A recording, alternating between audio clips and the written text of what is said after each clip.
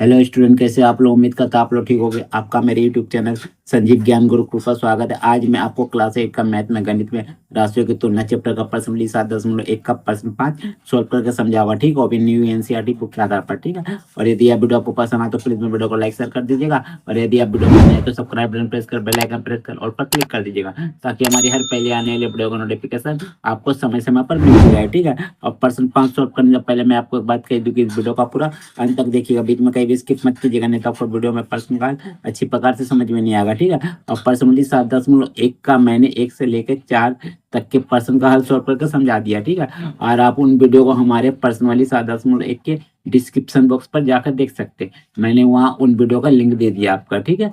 तो देखिए प्रश्न 5 में आपको समझा रहा हूँ। प्रश्न 5 क्या कह रहा है, देखिए। यदि चमेली के पास अपने धन का 75% खर्च करने के बाद 600 रुपया बचे तो ज्ञात कीजिए कि उसके पास शुरू में कितने रुपए थे। ठीक है, देखिए एक चमेली नाम की एक महिला है, उसके पास क्या अपने धन का 75% तो खर्च करने के बाद उसके बाद 600 रुपया बच जाता है, ठीक है। तो आपको ज्ञात का करना, आपको ज्ञात करना है कि शुरू में चमेली के पास कितने रुपए थे, वो आपको ज्ञात करना है। तो देखिए इस प्रश्न को हम लोग कैसे हल करते हैं। तो सबसे पहले लिखेंगे हम लोग हल, ठीक है। हल लिख दिया मैंने, चलिए, ठीक है। तो देखिए यहाँ क्या करेंगे, जो हमें निकालना है उसको हम लोग पहले मान लेते हैं, ठीक है। तो हम लिखते हैं, माना कि शुरू में चमेली के पास क्या आपका था, 100 रुपये थे, ठीक है। तो यहाँ लिखेंगे माना कि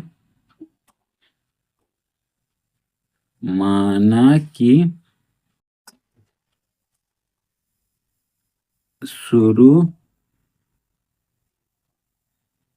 में चमेली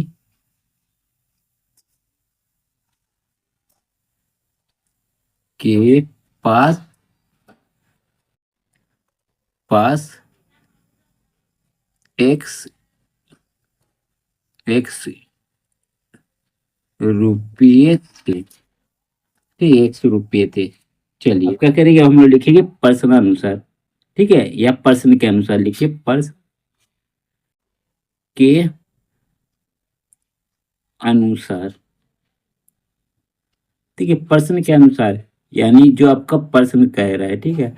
तो प्रश्नानुसार हम लोग देखिए, प्रश्न के अनुसार हम लोग क्या कह रहे हैं, प्रश्न उसको समझते हैं, ठीक है। देखिए प्रश्न के अनुसार, प्रश्न आपका क्या कह रहा है, चमेली के पास अपने धन, तो अपना धन चमेली के पास शुरू में क्या था, मान लिए थे हम लोग एक्स, ठीक है। चलिए एक्स मान लिए थे, ठीक है। और उसके बाद अपने धन का 75% खर्च करने के बाद, तो एक्स माने थे तो आपका शुरू में एक्स था। अब इस एक्स का 75% खर्च करने के बाद, खर्च कर रहे यानी घटेगा आपका, ठीक है। तो एक्स, फिर एक्स का क्या करेंगे, 75%, एक्स का 75%, 75%, ठीक है, खर्च करने के बाद, ठीक है। देखिए फिर से प्रश्न को समझिए, क्या आपका प्रश्न बोला गया है कि चमेली के पास अपने धन का, तो आप लोग माने थे कि चमेली के पास शुरू में कितना आप धन लेके गया था, एक्स रुपया माने थे, ठीक है।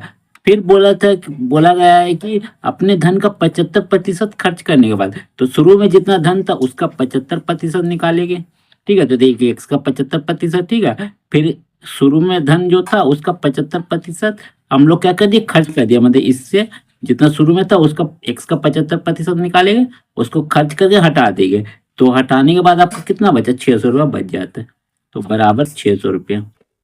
देखिए इस प्रकार के समीकरण को आपको बनाने में काफी आपको लॉजिकल प्रॉब्लम का सामना करना पड़ता है, ठीक है। मैंने आपको समीकरण एकदम सिंपल तरीके से बता दिया, ठीक है। देखिए चमेली है, चमेली अपने पास मान लीजिए 500 रुपया लेके जाती है, ठीक है। और वो क्या करती है, उस धन का 75% खर्च कर देती है। तो मान लीजिए 500 का हम लोग 75% निकाले, तो जितना आया उसको 500 से घटा देंगे, तभी तो आपका जो बचेगा, ठीक है। बस यही प्रश्न है। तो एक्स घटा 175% बराबर 600, ठीक है। तो 600 बचा, तो देखिए निकालते कैसे, कैलकुलेट करते इसको, तो एक्स लिखते माइनस एक्स लिखते का लिए गुना होगा, 75% यानी 75/100, ठीक है। अब बराबर 600 को लिख दीजिए जैसे वैसे, ठीक है। चलिए अब देखिए क्या करूँगा, देखिए 75, 25 दिया 75, 25 चौके 100, ठीक है, कर दीजिए। तो एक ये एक्स है, फिर माइनस एक्स लिखिए, ठीक है। और देखिए 3 के साथ x का गुना होगा तो 3x हो जाएगा, और नीचे 4 है, 4 को लिख दीजिए, ठीक है, बराबर 600 को उतार दीजिए। क्लियर? चलिए अब देखिए क्या करूँगा। अब देखिए x का नीचे कुछ नहीं माने 1 है, तो देखिए ये भिन्न का घटाव हो गया, तो हम लोग क्या करेंगे, भिन्न का घटाव करेंगे। 4 1 का लासा लेंगे तो 4 ही आएगा, 1 से 4 को भाग देंगे तो 4 आएगा, हर से 4 को भाग दिए 4 आया, 4 को ऊपर वाला अंश से गुना करेंगे यानी 1 से, तो 4x आएगा। माइनस से माइनस लिखे, 4 4 को भाग दिया तो 1 आया, 1 को 3x से गुना किया तो 3x आया, अब बराबर 600 को उतार दीजिए। क्लियर? चलिए अब देखिएगा। अब देखिए, देखिए 4x से 3x घटेगा तो आपका x तो घटेगा नहीं, 4 आपका संख्या घटेगा तो घट के कितना आएगा 1x, तो 1x यानी आप x लिख सकते हो, आगे एक ऑलरेडी रहता नहीं भी लिख सकते हो, लिख भी सकते हो, ठीक है। अब बट्टे 4 को लिख दीजिए, अब बराबर 600 को उतार दीजिए, ठीक है। चलिए अब देखिए क्या करूँगा, देखिए x को ऐसे लिखिए, बराबर 600 को भी ऐसे लिखिए। अब देखिए बराबर का लेफ्ट साइड में बट्टे में 4 है यानी भागा में है, तो बराबर का राइट साइड जैसे जाएगा गुना में 4 आ जाएगा, ये रूल होता है, ठीक है। चलिए तो इसीलिए x बराबर कितना आ जाएगा आपका, 600 से 4 का गुना होगा तो 2400, 2400, 2400, ठीक है, इतना आपका रुपया आ गया, रुपया, ठीक है। तो देखिए, तो शुरू में चमेली के पास कितना रुपया था, 2400 रुपया था, ठीक है। तो हम लोग यहाँ लिख देंगे अतः अतः शुरू में चमेली के पास